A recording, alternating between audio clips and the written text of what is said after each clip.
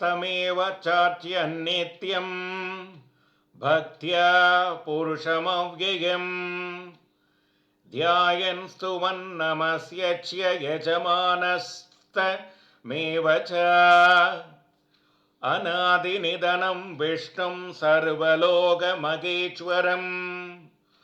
लोकाध्यक्षं स्तुवन्नित्यं सर्वदुःखादिको भवेत्